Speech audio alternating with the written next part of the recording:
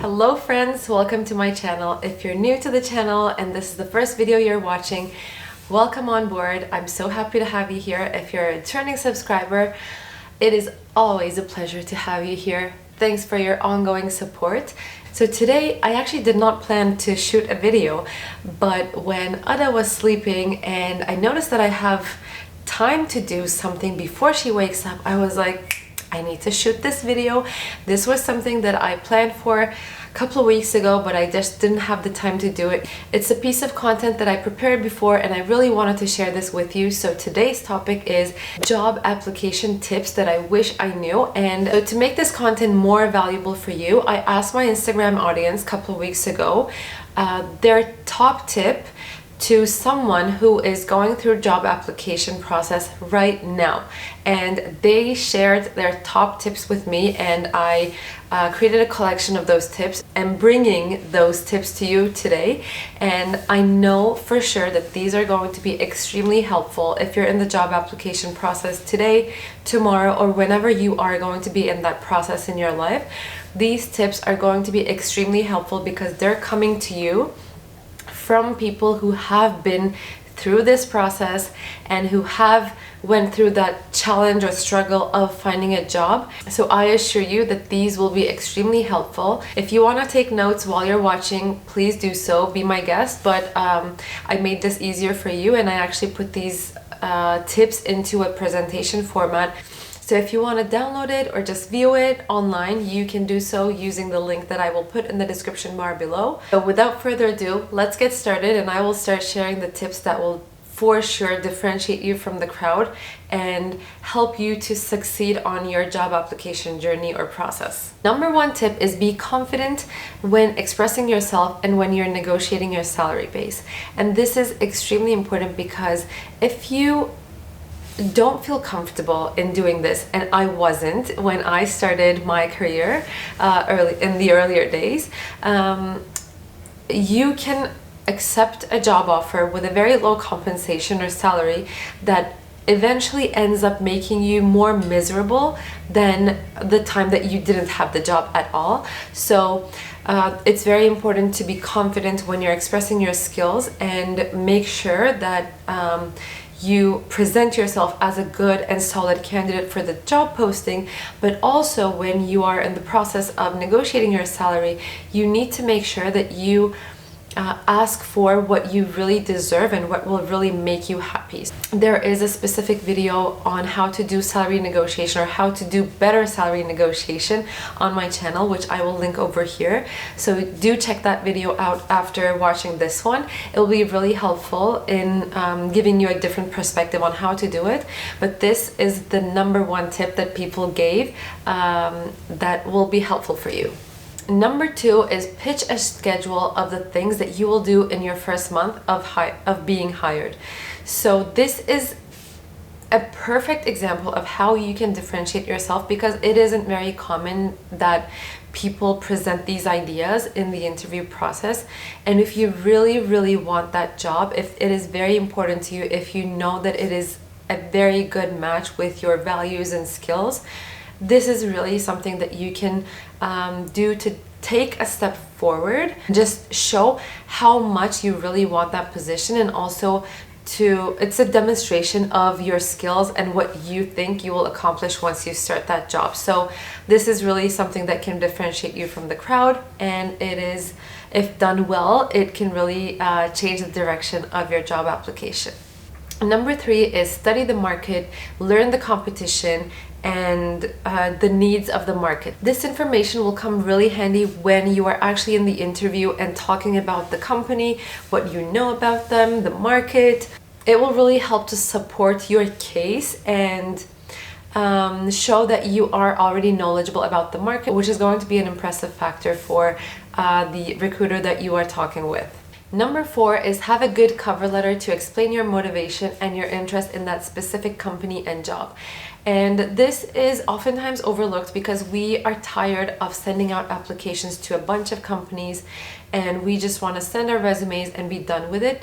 But it's really important, and I think it can really make a difference if you have a very good, well-written cover letter that explains your interests specifically for that company, because it can really be the convincing factor for the reader, and there isn't really much to say about it. It's important. It can really differentiate you from someone who only sends their resume, because it is an additional way to show that your written language is also good and that you have solid reasons to show interest in that specific company or job, and you know why you're a good fit for it already. You already start the conversation by sending out that cover letter. So yeah, again, not much to say about this. It's important. Just do it. Number 5 is think about what you really like and how that company or that job fits into your story. And this is maybe not something that comes up in the actual interview process, but this is something to think about before you even make that application. Really evaluate your values and understand what is important to you, if you will be actually happy at that company, if that job is really for you, so on and so forth. So these are really important to reflect, do a self-reflection, and know why you're applying before you do so.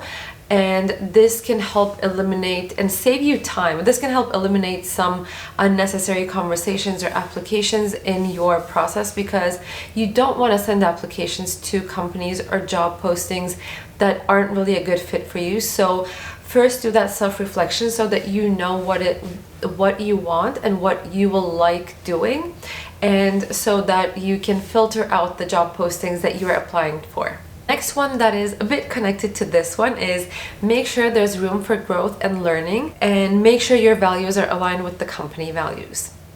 So think about the values that the company has and think about what is important for you. Again, connected to the previous one, but just take it a little bit further, and think about it in the long run as well, because sometimes I know this because I've been there too. When you are doing the job applications, you only think of the urgent, the pressing needs. So let's say that you need to start earning money as of next month, and that is the pressing need that's on your mind. But when you think about it in a longer term or midterm, you will notice that that company, for example, that you're applying to doesn't really match your expectations, and there is no room for growth or learning, and which is something that's important for you.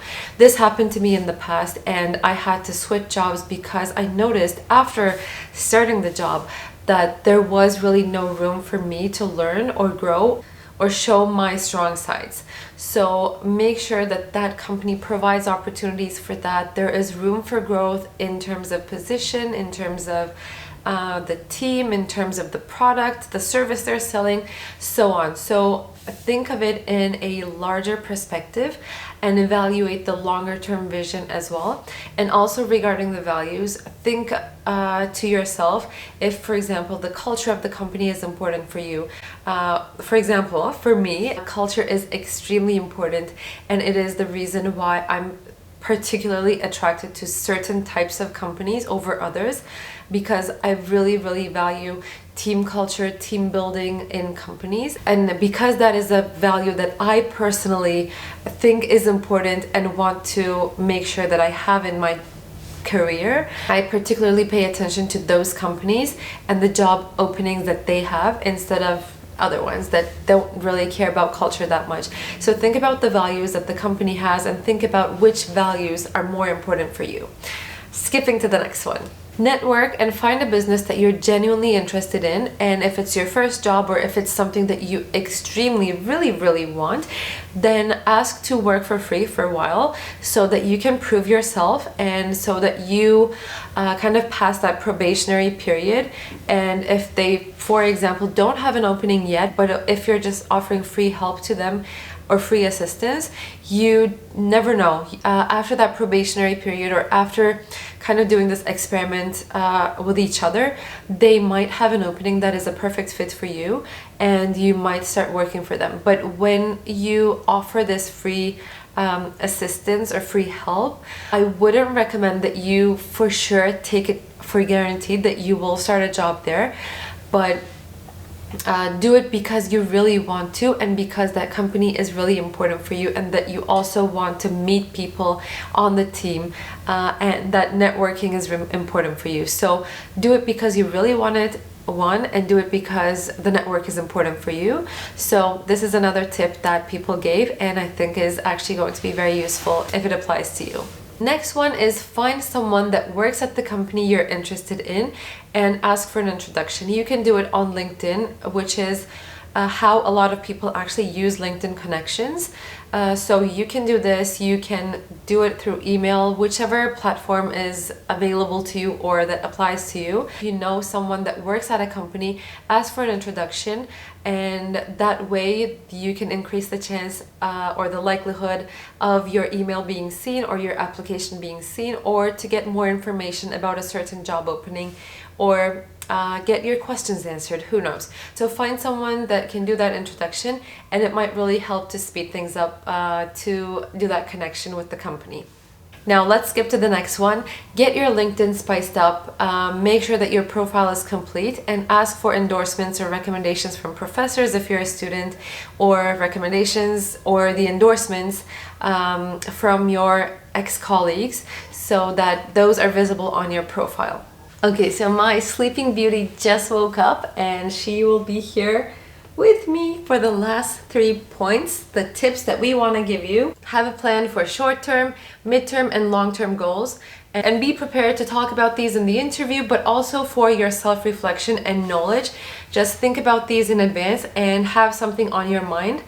But it is also a very, very common question at the interviews where the recruiters ask, where do you see yourself in next 5 years? If you already have this reflection, this evaluation on your head, you will be able to talk about it in the interview as well. Now let's skip to the next one, which is have a very well designed CV.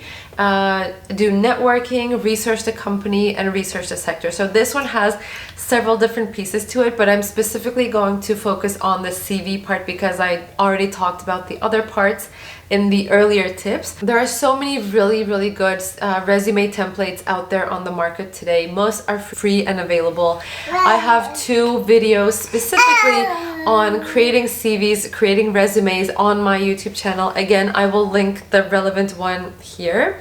You can watch that after watching this video, but really spice up your resume. Have a easily readable, aesthetically pleasing, nice resume that you are proud of sending, and don't just have a very plain, boring, essay-like resume which no one likes to read. So differentiate yourself with having a good, well-designed resume.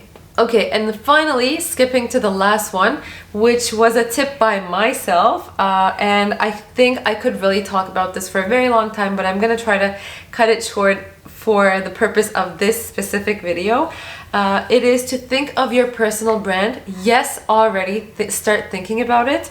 Conceptualize your personal brand and have a consistent online presence. This is definitely the tip that I would give myself if I was in the earlier days of my career.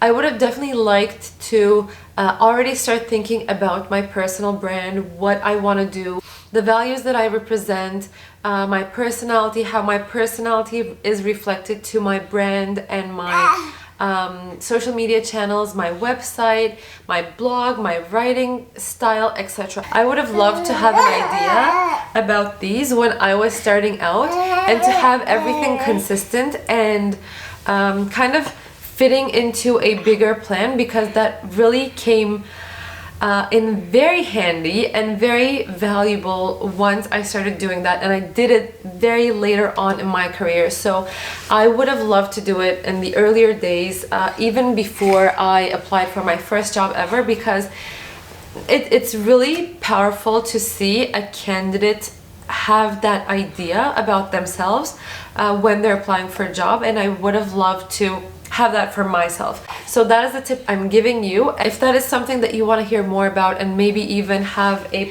focused video on personal brand, let me know and I will consider doing that as well. But I think it is critical. It's definitely the #1 tip that I would give my younger self. So take that, and I hope this resonates with you and that these tips, the collection of these tips, helps you to think about the next steps and how you can prepare yourself better for your job applications, your interviews, and so on. So those are all the tips that I wanted to share with you in this video. I hope you found them helpful.